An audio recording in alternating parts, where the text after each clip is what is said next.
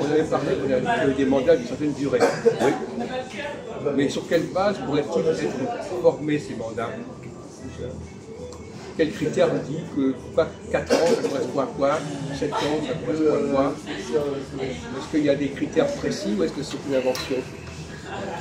Au départ, moi je pense que c'est une invention au départ.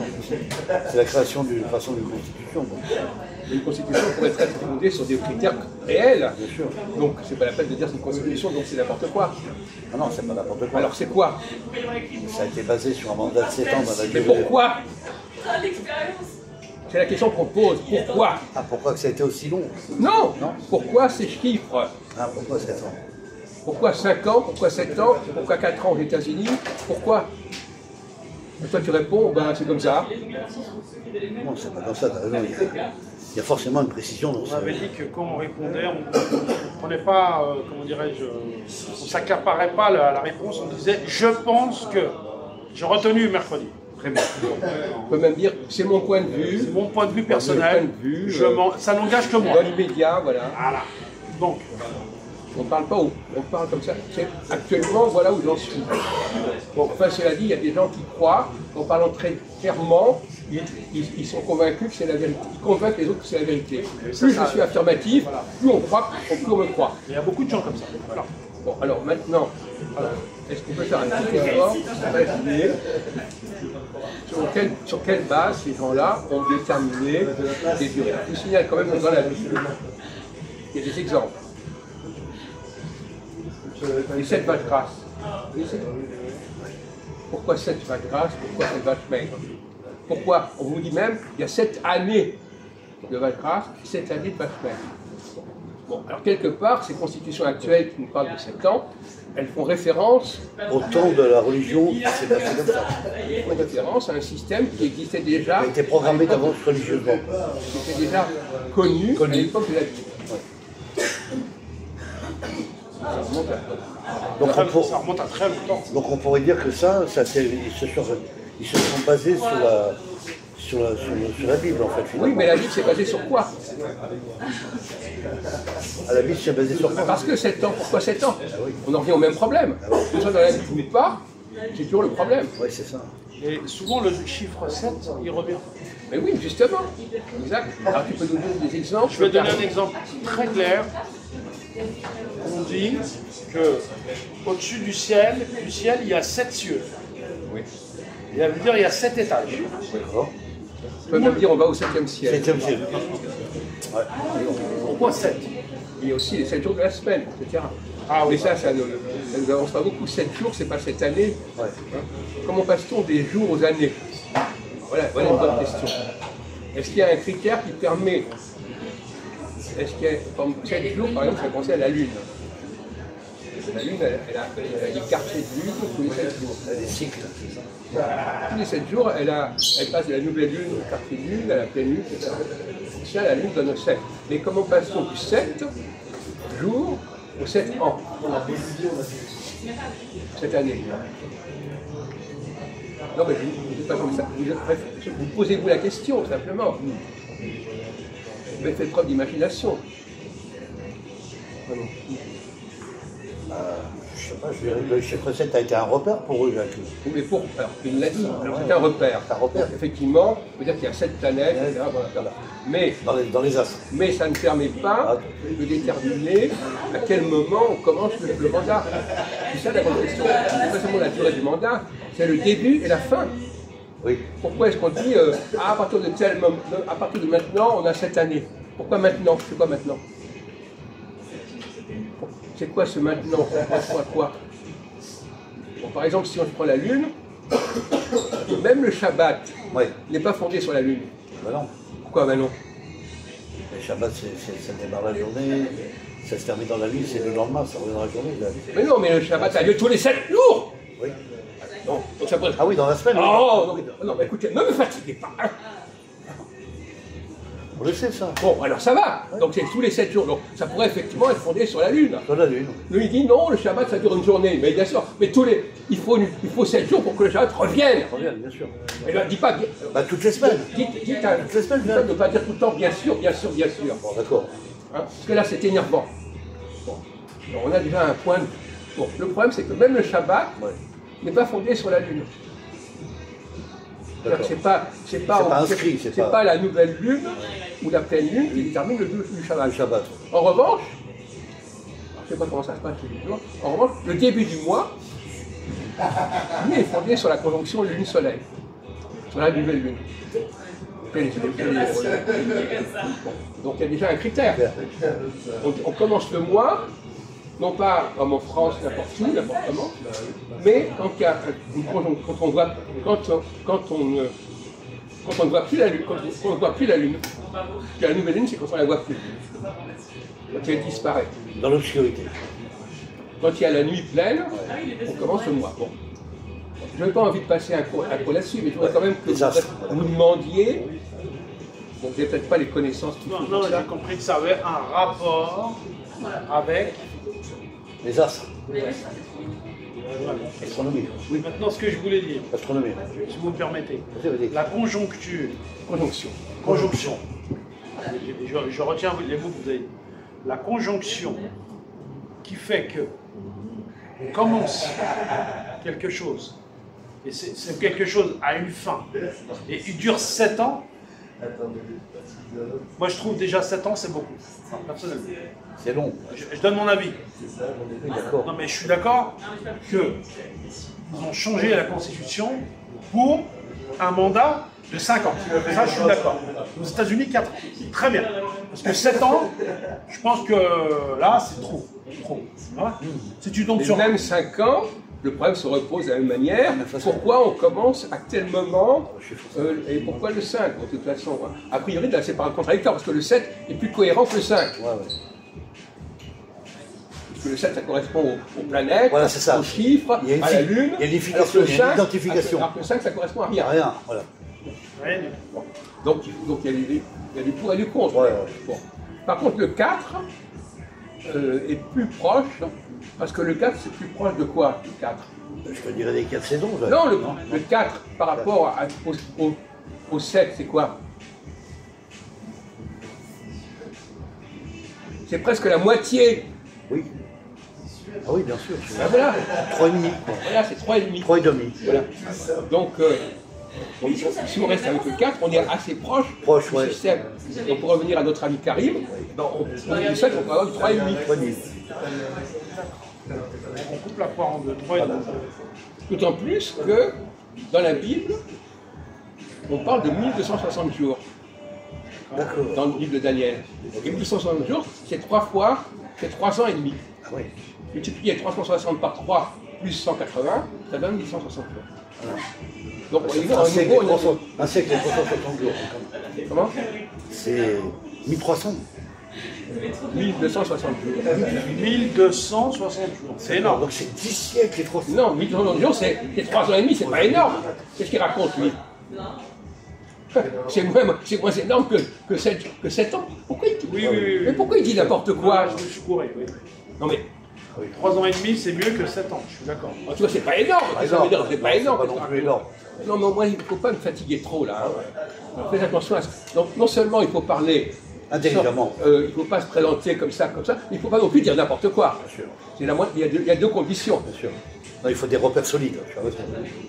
Donc, on est en train de parler de 3 ans et demi, c'est pas énorme.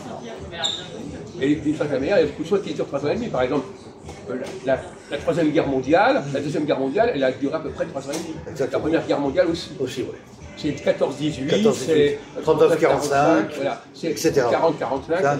Bon, on va dire que les grands événements comme ça ne durent pas beaucoup plus de 4 ou 5 ans. C'est vrai. Bon. Donc c'est déjà en passant. Oui, on peut citer un exemple, c'est vrai que ça n'a pas dépassé ces chiffres-là, tu as raison. Toutes les guerres qui ont été prononcées. Et puis les mandats dans les constitutions, ça ne dépasse pas non plus 4-5 ans, normalement. Non.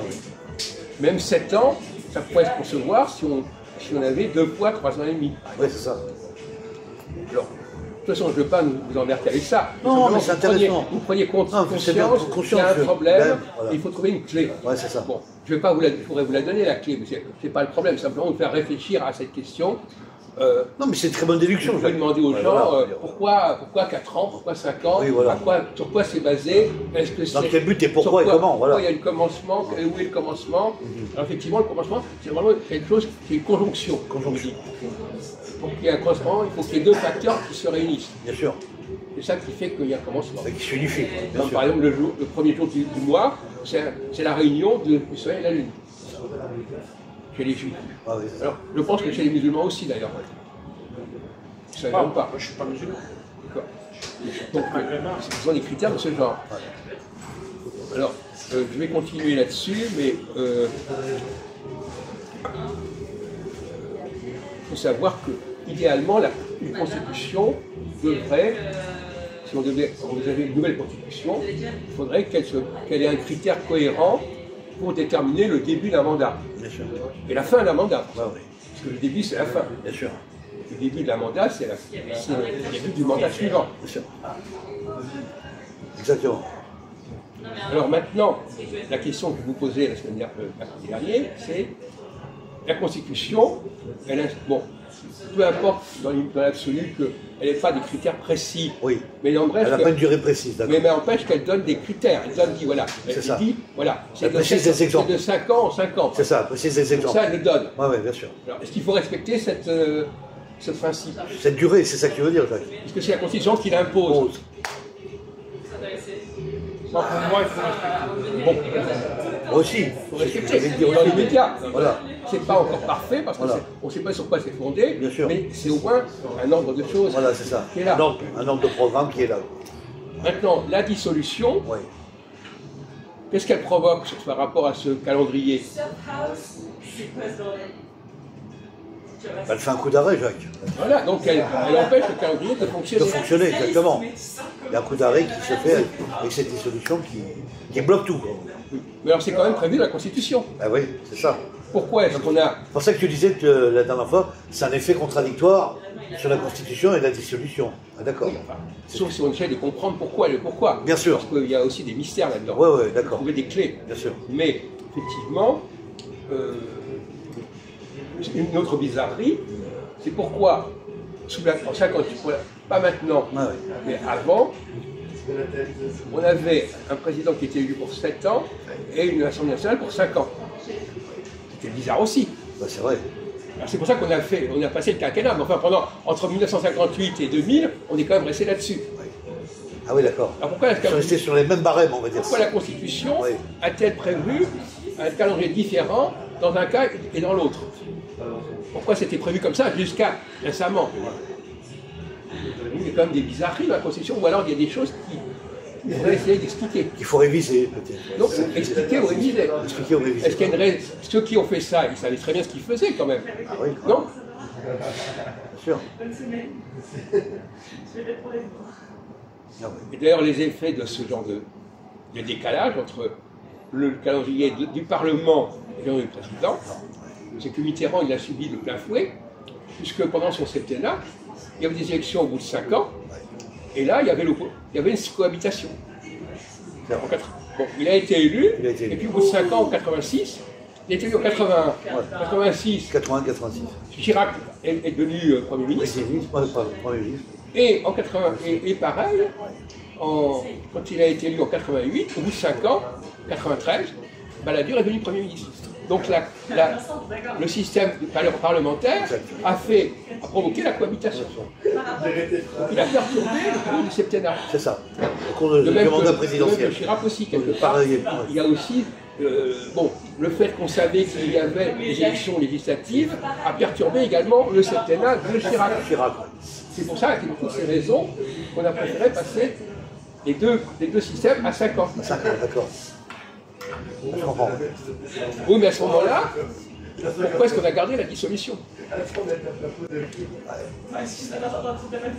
Pourquoi on aurait pu rester avec 5 ans, c'était bien. Oui, bien sûr. Mais pourquoi Macron, pourquoi on n'a pas supprimé la dissolution? Parce que la dissolution, ça Ça empêche le système de fonctionner. Oui, ça empêche le système politique de fonctionner. Bon. On l'a gardé. Ouais. Ils l'ont gardé. Alors qu'ils peuvent la supprimer. Non, je dis ça comme ça. Non, non, on l'a gardé, ça fait 25 ans qu'on l'a, on l'a gardé. Bon, sans savoir très bien à quoi ça servait, parce que ça n'a pas servi. Ouais. Depuis qu'on a... Non mais, jusque-là, ça n'a pas servi. En 24, ça n'a pas servi. Pendant 25 ans, ça n'a pas servi. C'est fini. Mais De Gaulle jusqu'à Hollande, il n'y a pas eu. Non, mais depuis, pas de... Comment De Gaulle Hein? Le quinquennat, c'est pas De Gaulle. Non. Non, pas De Gaulle. Alors, bon. Oui, auparavant ça n'a pas servi, jusqu'à que M. Quinquennat, c'était François Mitterrand. il en sert, parce qu'il le savait qu'il avait cette option. Ah oui, Elle restait de la Constitution. Elle aurait peut-être pu être supprimée. c'est la question que je me pose, moi. Pourquoi les autres présidents, ils n'ont jamais fait cette option? Il n'y a que lui qui l'a fait. L'utilisation de la dissolution, c'est Voilà. Il y a une raison là-dessus. Et ils ne nous le diront jamais. Et je suis sûr qu'il y a une raison. Là, vous avez raison, je vous pose la question. Pourquoi ils ne l'ont pas fait? Sarkozy ne l'a pas fait, Hollande ne l'a pas fait. Et pourquoi il l'aurait fait? Oui. Dans quel but et pourquoi? Tu me posais la question là, pourquoi il l'aurait fait, mon Dieu? C'est plus au contraire. Et pourquoi il y en a un qui l'a fait, les autres? C'est pas eux qui ont un problème, c'est celui qui l'a fait. Voilà. C'est comme je dirais, pour moi, c'est comme un joker. C'est comme un joker. Bon, si tu veux, Alors, si tu veux, je sais on va pas. se calmer. Non, je pense, moi, Oui, D'accord. que c'est comme un joker. Il a sorti son joker. Écoutez, cette façon, il faut respecter un peu plus les gens. Ouais. Non, le joker, ça ne nous fait pas Non, parce que la politique n'est pas un parti poker. Non, mais gentil, ça fait penser aussi à dire man, quoi. Oui, voilà, donc c'est pas des termes.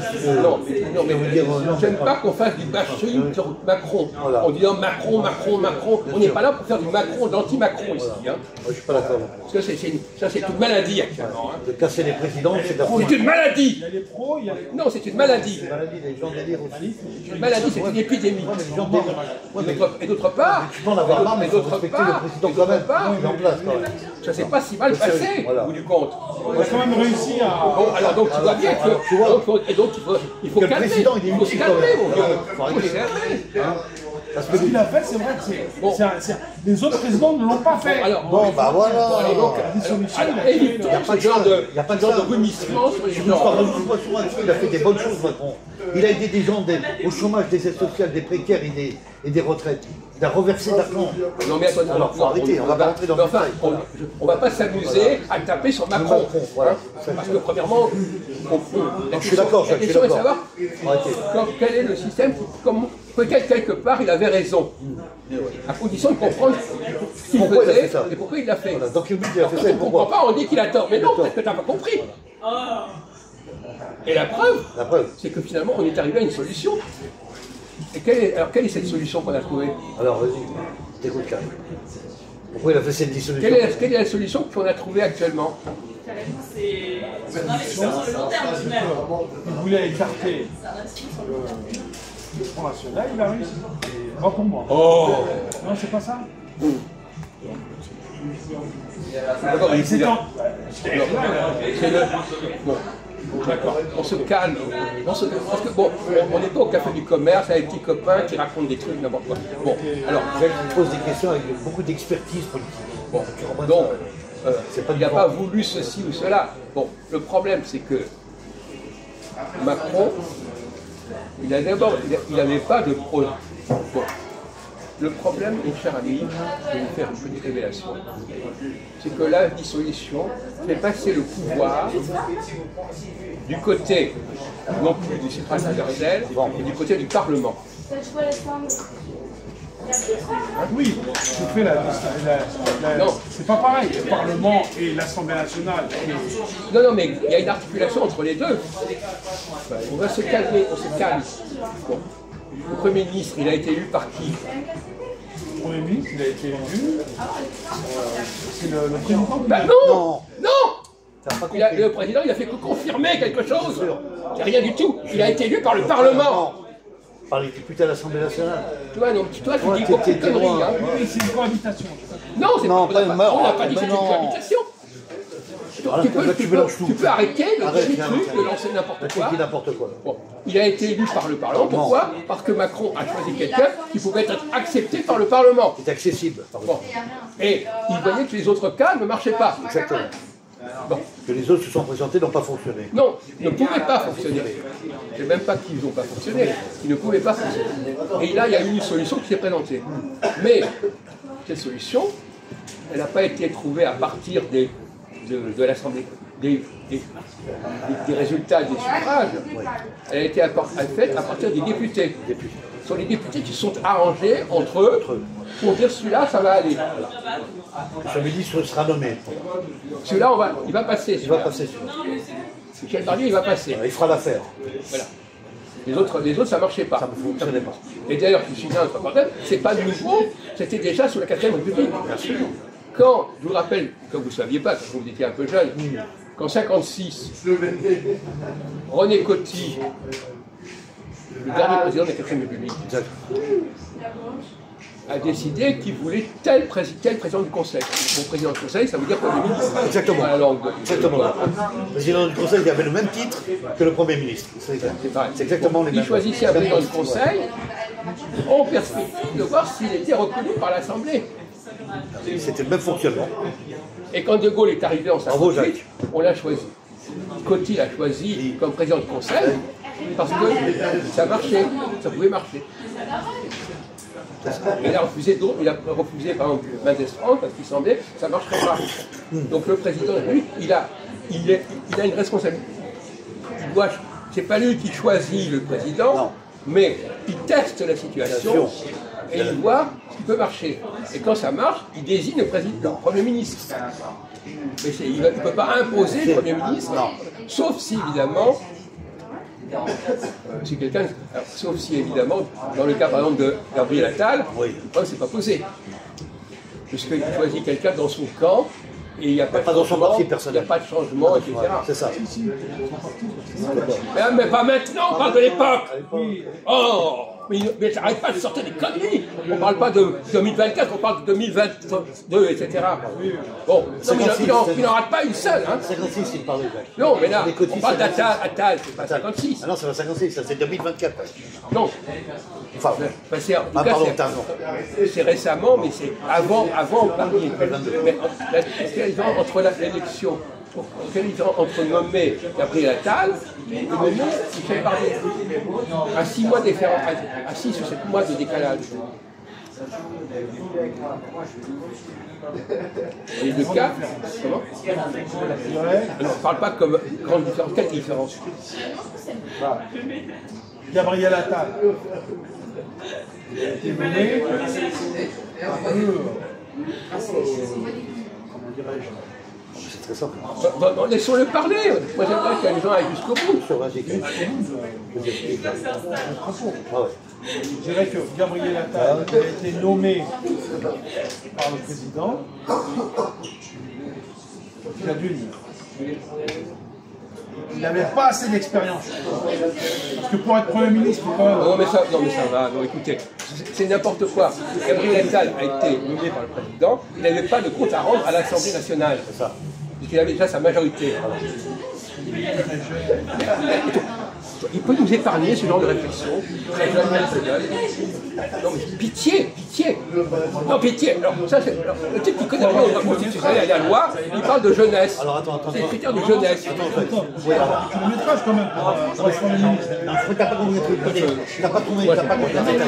Arrête-toi, écoute bien. Je vais t'expliquer. Les critères psychologiques de base, il est jeune. Voilà, il ne comprend pas le droit, mais il est jeune. C'est pas grave. Il est jeune, ça il est jeune. C'est pas grave. Je vais t'expliquer. Gabriel Attal, il fait partie du gouvernement de Macron, d'accord? Bon, il a été nommé ministre, d'accord? Mais, comme a dit Jacques, effectivement, il n'a pas été placé par l'Assemblée nationale. Tu comprends? Par le Parlement. Il n'a pas été placé par ce milieu-là. La différence avec Barnier, il a été placé par l'Assemblée. T'as compris maintenant? Voilà, la majorité absolue. Voilà, la majorité absolue. Alors qu'Attal, on ne lui a pas demandé. Il n'a pas demandé.